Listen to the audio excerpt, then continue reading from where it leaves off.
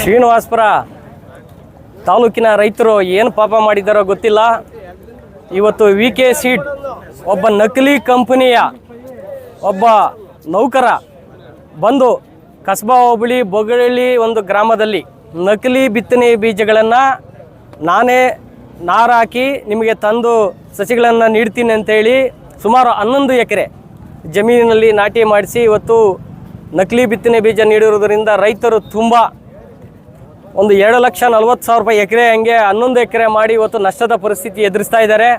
ಇವತ್ತು ರಂಗೇಗೌಡ ಅಂತ ಬೊಗಲಹಳ್ಳಿ ಗ್ರಾಮದವರು ರೈತ, ಇನ್ನೊಬ್ಬ ರೈತ ವೆಲಗಲಬುರಿ ಮಂಜಣ್ಣ ಅಂತ, ಸುಮಾರು ಇವ್ರನ್ನ ನಂಬ್ಕೊಂಡು ಸುಮಾರು ಜನ ರೈತರು ಕೂಡ ಇವತ್ತು ಈ ನಕಲಿ ಏನು ಟೊಮೊಟೊ ಬೆಳೆಯನ್ನು ಬೆಳೆದು ಇವತ್ತು ಸುಮಾರು ಲಕ್ಷಾಂತರ ರೂಪಾಯಿ ಕಳ್ಕೊಂಡು ಇವತ್ತು ಸಾಯುವಂಥ ಪರಿಸ್ಥಿತಿ ಎದುರಾಗಿದೆ. ಇವತ್ತು ತೋಟಗಾರಿಕೆ ಅಧಿಕಾರಿಗಳು ನಿರ್ಲಕ್ಷ್ಯತನ, ಇವತ್ತು ತೋಟಗಾರಿಕೆ ಅಧಿಕಾರಿಗಳು ಏನು ಇವತ್ತು ಬೇಜವಾಬ್ದಾರಿತನ ಇವತ್ತು ರೈತರು ಹಾಳಾಗುವಂಥ ಪರಿಸ್ಥಿತಿ ಬಂದಿದೆ. ಇವತ್ತು ತೋಟಗಾರಿಕೆ ಅಧಿಕಾರಿಗಳು ನಿಜವಾಗಲೂ ಕೂಡ ಇದರ ಬಗ್ಗೆ ಕಾಳಜಿ ವಹಿಸಿ ಕ್ರಮ ಕೈಗೊಂಡಿದ್ದೇ ಆಗಿದ್ದರೆ ಇವತ್ತು ರೈತರು ಇವತ್ತು ಒಳ್ಳೆಯ ಕಾಸನ್ನು ಮಾಡಿ ಬದುಕುವಂಥ ಸ್ಥಿತಿ ಆಗ್ತಾ ಇತ್ತು. ಇವತ್ತು ಈ ತೋಟಗಾರಿಕೆ ಅಧಿಕಾರಿಗಳ ನಿರ್ಲಕ್ಷ್ಯ ಇವತ್ತು ಕಳಪೆ ಗುಣಮಟ್ಟದ ಈ ಟೊಮೊಟೊವನ್ನು ಬೆಳೆದಿದ್ದಾರೆ. ಮಾರ್ಕೆಟಲ್ಲಿ 500 ರೂಪಾಯಿ ಹೋಗ್ತಕ್ಕಂಥ ಬಾಕ್ಸು ಇವತ್ತು ಕೇವಲ 50 ರೂಪಾಯಿಗೆ ಹೋಗ್ತಾ ಇದೆ. ರೈತರು ಇವತ್ತು ವಿಷ ಕುಡಿದು ಸಾಯುವಂಥ ಪರಿಸ್ಥಿತಿ ಬಂದಿದೆ. ಚಿಕ್ಕದಾಗಿ ಗೋಳಿ ಆಕಾರದಲ್ಲಿ ಇವತ್ತು ಕೆಲವು ತೋಟಗಳಲ್ಲಿ ಬೆಳೆದಿದೆ, ಇನ್ನು ಕೆಲವು ತೋಟಗಳಲ್ಲಿ ಕಾಯೇ ಬಿಡದೇ ಇರತಕ್ಕಂಥ ಪರಿಸ್ಥಿತಿ ಎದುರಾಗಿದೆ.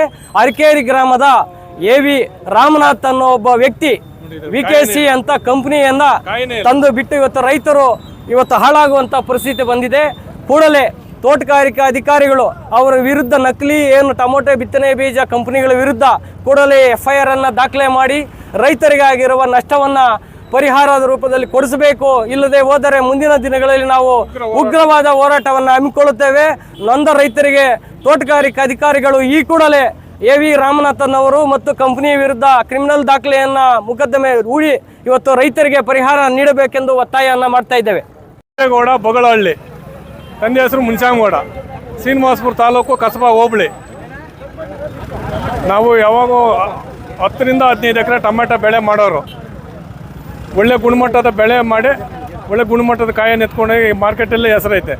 ಈ AV ರಾಮನಾಥ್ ಅನ್ನೋ ಬಂದು ನಮ್ಗೆ 7-8 ವರ್ಷದಿಂದ ಪರಿಚಯ. ಚಿಕ್ಕದಾಗಿ ಒಂದಷ್ಟು ಡಮ ಕೊಟ್ಟು ಮಾಡ್ತಾ ಇದ್ದ ಪರಿಚಯ ಆದ. ಬಂದಿದ್ದೆ ಏಪ್ರಿಲಲ್ಲಿ. ನಂದು ಒಳ್ಳೆ ಬೆಳೆ ಆಗಿತ್ತು. 3 ಎಕರೆ 3,000 ಬಾಕ್ಸ್ ಬೆಳೆದಿದ್ದೆ. ಆಗ ನೋಡಿದೆ, ಅಣ್ಣ ನೀನು ಈ ಸೀಡ್ ಹಾಕೋಣ, ನಿನ್ನ ಕೈಗೆ ಸಿಕ್ಕಿದ್ರೆ ನೀನು ಹಂಗೆ ಬೆಳಿತೀಯ ಹಿಂಗೆ ಬೆಳಿತೀಯ ಅಂತ ಹೇಳಿದ್ದೆ. ನನಗೆ ಮೋಸ ಮಾಡ್ದೆ. ಅಲ್ಲಿಗೂ ನಂಬಲಿಲ್ಲ.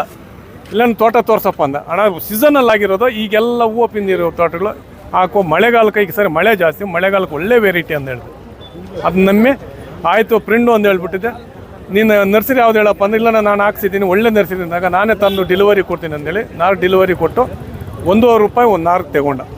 ನಾನು ನೋಡಿದ್ದೆ ಏನೋ ನಾನು ಒಳ್ಳೆ ಚೆನ್ನಾಗಿ ಬೆಳಿತೀನಿ ಒಳ್ಳೆ ರೈತ ಅಂದೇಳಿ. ಇನ್ನು ವೆಲಗಲಬುರಿ ಮಂಜಣ್ಣ ಅಂದೇಳಿ ಅದು 3.5 ಎಕರೆ. ಆಮೇಲೆ ಅವು 3.5 ಎಕರೆ. ಮತ್ತು ಈಗ 15 ದಿವಸದಲ್ಲಿ ನಾರಾಯಣ ಸ್ವಾಮಿ ಅಂದೇಳಿ ಇವ್ರಿಗೂ ಒಂದು 10,000 ನಾರು ಎತ್ತು ಕೊಟ್ಟಿದ್ದೀನಿ. 1 ಎಕರೆಗೆ 1 ಎಕರೆಗೆ ಈಗ ಕಾಯಿ ಕಿಲ್ಲೋದಿದ್ದಿದ್ರೆ 3 ಲಕ್ಷ ಆಗೋದು. ಕಾಯಿ ಕಿಲ್ಲೋಂಗಿಲ್ಲಲ್ಲ, ಅದರಲ್ಲಿ 60,000 ಉಳ್ತು. 2,40,000 ರೂಪಾಯಿ 1 ಎಕರೆ ಖರ್ಚು. ಲೀಸ್ಟ್ ಏನೇನು ಅಂದೇಳಿ ಓದ್ತೀನಿ ನೋಡ್ಕೊ. 11 ಎಕರೆ. 1 ಎಕರೆಗೆ ಉಳುಮೆ ತಾವನಿಂಕ 10,000 ರೂಪಾಯಿ 1 ಎಕರೆಗೆ ಉಳುಮೆ ಮಾಡೋದು. ನಾಟಿ ಗೊಬ್ಬರ 1 ಎಕರೆಗೆ 10 ಲೋಡ್ ಹೊಡ್ತಿದ್ದು ಹಾಕಿದ್ದು 60,000. ಕಡ್ಡಿಗಳು 1 ಎಕರೆಗೆ 3,000 ಕಡ್ಡಿ. ಈಗ 25 ರಿಂದ 30 ರೂಪಾಯಿ ಒಂದು ಕಡ್ಡಿ. ಈ ಪ್ಲೇಸ್ ರೇಟ್ ಜಾಸ್ತಿ ಆಗಿಬಿಟ್ಟು 30 ರೂಪಾಯಿಗೆ ಮೇಲೆ ಆಯ್ತು ಕಡ್ಡಿ. 2 ಬೆಳೆಗೆ ಬರ್ತದೆ 90,000 ರೂಪಾಯಿ ಅಂದರೆ 2 ಬೆಳೆಗೆ ಅಂದರೆ ಅರ್ಧ 45,000.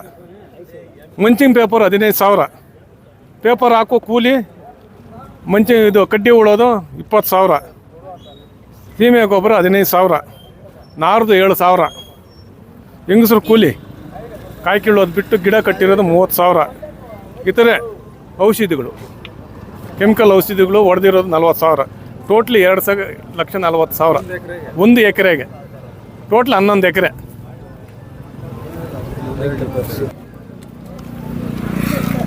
ಹೇಳ್ತೀನಿ ನೋಡಿ, ಮುತ್ತೂರು ಫೈನಾನ್ಸಲ್ಲೇ 16 ಲಕ್ಷ ಒಡವೆಕ್ಕೆ ಬೆಳೆ ಮಾಡಿರೋದು. ನಮ್ಗೆ ಪರಿಹಾರ ಬೇಕು. ಪರಿಹಾರ ಇಲ್ಲ ಅಂದರೆ ಮೋಸ ಮಾಡೋದನ್ನ ಅರೆಸ್ಟ್ ಮಾಡಿ. ಕಳಪೆ ಬೀಜ ಅಲ್ಲ, ಕಳಪೆ ಬೀಜ ಕೊಡೋನ್ನ ಅರೆಸ್ಟ್ ಮಾಡಲಿ. ರೈತರಿಗೆ ಈ ಥರ ಮೋಸ ಮಾಡಬಾರ್ದು. ಅವನು ಅರೆಸ್ಟ್ ಮಾಡಿ ಯಾಕೆ ಈ ಥರ ಮಾಡ್ದ ಅದು ಮಾಡಿ ಅಷ್ಟೇ. ಕಂಪ್ನಿ ಹೆಸರು Arikeri Ramanath, AV Ramanath, VK seeds, Vishwas 101.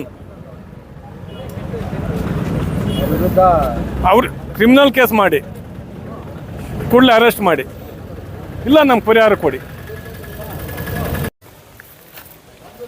ಸತತವಾಗಿ 6 ವರ್ಷಗಳಿಂದ ಕೋಲಾರ ಜಿಲ್ಲೆಯ ಟೊಮೊಟೊ ಬೆಳೆಗಾರರ ಒಂದು ಮರಣ ಶಾಸನ ಮತ್ತು ಅವರನ್ನು ಬೀದಿಗೆ ತಳ್ಳುತ್ತಿರುವಂಥ ನಕಲಿ ಬಿತ್ತನೆ ಬೀಜ ಕೀಟನಾಶಕಗಳ ನಿಯಂತ್ರಣ ಮಾಡುವಲ್ಲಿ ತೋಟಗಾರಿಕಾ ಸಚಿವರು, ಉಸ್ತುವಾರಿ ಸಚಿವರು, ಇಲ್ಲಿನ ಜಿಲ್ಲಾಡಳಿತ ವಿಫಲವಾಗಿದೆ ನಾವು ಆರೋಪ ಮಾಡ್ತೀವಿ. ಯಾಕಂದರೆ ಪ್ರತಿ ವರ್ಷ ಜೂನ್ ತಿಂಗಳಲ್ಲಿ ಟೊಮೊಟೊ ಋತುಮಾನ ಪ್ರಾರಂಭ ಆಗ್ತದೆ. ಆ ಟೊಮೊಟೊ ಋತುಮಾನ ಪ್ರಾರಂಭವಾದಾಗ ನೂರಾರು ಕಂಪ್ನಿಗಳು ಇಟ್ಕೊಳ್ತವೆ. ನಮ್ಮದು ಆ ಕಂಪ್ನಿ, ನಮ್ಮದು ಈ ಕಂಪ್ನಿ, ಏನು ರೈತರ ಒಂದು ಜೀವನವನ್ನು ಸಮೃದ್ಧಿ ಮಾಡಲು ನಮ್ಮ ಟೊಮೊಟೊ ತಳಿಯನ್ನೇ ಉಪಯೋಗಿಸಿ ಅಂತೇಳಿ ಹೇಳಿ ರೈತರನ್ನು ಆಮಾರಿಸಿ ರೈತರನ್ನು ಬೀದಿಗೆ ತಳ್ಳುತ್ತಿರುವಂತಹ ಪ್ರಕರಣಗಳು ಹೆಚ್ಚಾಗ್ತಾಯಿದ್ರು. ಸಮಸ್ಯೆಯನ್ನು ಗಂಭೀರವಾಗಿ ಯಾಕೆ ಪರಿಗಣಿಸ್ತಾ ಇಲ್ಲ? ಇವತ್ತು ಕೋಲಾರ ಮತ್ತು ಶ್ರೀನಿವಾಸಪುರ ಇಬ್ಬರು ರೈತರು, ರಂಗೇಗೌಡ ಮತ್ತು ಮಂಜುನಾಥ್ ಅವರು 11 ಎಕರೆಯಲ್ಲಿ VT ಏನು ವಿಶ್ವಾದ್ 101 ಟೊಮೊಟೊ ಬೆಳೆಯನ್ನು ಬೆಳೆದಿದ್ದಾರೆ. ಅದು ಯಾವ ರೀತಿ ಇದೆ ನೋಡಿ, ಎಲ್ಲ ಗೋಳಿ ಆಗಿದೆ. ಈ ಗೋಳಿ ಆಕಾರದಿಂದ ಮಾರ್ಕೆಟಲ್ಲಿ 500 ರೂಪಾಯಿ ಬೆಲೆ ಇದ್ರೂ ಇದು ಕೇಳೋರಿಲ್ಲ. ಒಂದು ಟೊಮೊಟೊ ಒಂದು ಬಾಕ್ಸ್ ಕಿತ್ತು ಮಾರ್ಕೆಟ್ಗೆ ಹಾಕೋರು 70 ರೂಪಾಯಿ ಖರ್ಚು ಬರ್ತಾಯಿದೆ. ಇಲ್ಲಿ ಕೇಳೋರೇ ಇಲ್ಲ ಅಂತ ಹೇಳಿದ್ರೆ ಇನ್ನು ಕೈಯಿಂದ ಹಾಕೋಕ್ಕಾಗ್ತದೆ? ಲಕ್ಷಾಂತರ ರೂಪಾಯಿನ ಬಂಡವಾಳ ಹಾಕಿ ನಷ್ಟವಾಗಿರುವ ರೈತನ ರಕ್ಷಣೆಗೆ ನಿಲ್ಲೋರು ಯಾರನ್ನ ನಾವು ಕೇಳಬೇಕು? ಅದು ನಮ್ಮ ಪ್ರಶ್ನೆಯಾಗಿದೆ. ಈ ಕೂಡಲೇ ಮಾನ್ಯ ಜಿಲ್ಲಾಧಿಕಾರಿಗಳು, ತೋಟಗಾರಿಕೆ ಸಚಿವರು ಮಧ್ಯ ಪ್ರವೇಶ ಮಾಡಿ ನಷ್ಟವಾಗಿರುವ ರೈತರಿಗೆ ಪರಿಹಾರ ಕೊಡಬೇಕು. ಇಲ್ಲವಾದರೆ ಮುಂದೆ ನಡೆಯುವಂಥ KDP ಸಭೆಗೆ ನೂರಾರು ಟ್ಯಾಕ್ಟ್ರಿಗಳೊಂದಿಗೆ ನಷ್ಟ ಬೆಳೆ ಸಮೇತದೊಂದಿಗೆ ರಾತ್ರಿ 12 ಗಂಟೆನೇ ನಾವು ಹೋರಾಟ ಮಾಡುವ ಎಚ್ಚರಿಕೆಯನ್ನು ಸಂಬಂಧಪಟ್ಟ ಇಲಾಖೆಗಳು ನೀಡ್ತಾರೆ.